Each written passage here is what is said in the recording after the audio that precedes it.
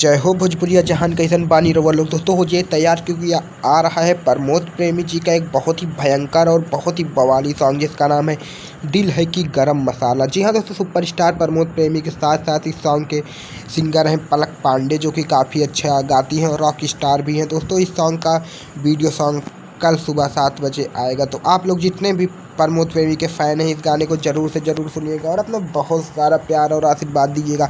दोस्तों सुपरस्टार प्रमोद प्रेमी के जितने भी गाना आ रहे हैं वो तो काफ़ी सुपर डुपर हिट हो रहे हैं, वो तो आपकी कृपा है, क्योंकि भगवान स्वरूपी दर्शक आप ही लोग इन लोगों को इतना ऊपर उठाते हैं और जिसको चाहें उसको नीचे गिरा सकते हो। तो दोस्तों सुपरस्टार प्रमोद प्रेमी के आप लोग किस गाने को इतना सारा प्यार दीजिए कि यह बहुत ही सुपर डुपर हिट हो जाए और बहुत ही बवाल मचाए। दोस्तों सुपरस्टार प्रमोद प्रेमी की इसी तरह ट्रेंडिंग न्यूज़ जानने के लिए और भोजपुरी का सबसे पहले गाना सुनने के लिए हमारे इस चैनल को सब्सक्राइब कर लीजिए, क्योंकि हम अपने इस चैनल पर भोजपुरी के सबसे पहले गाने और सबसे पहली न्यूज़ आपको देते हैं। मिलते हैं नेक्स्ट वीडियो में, तब तक के लिए जय हिंद।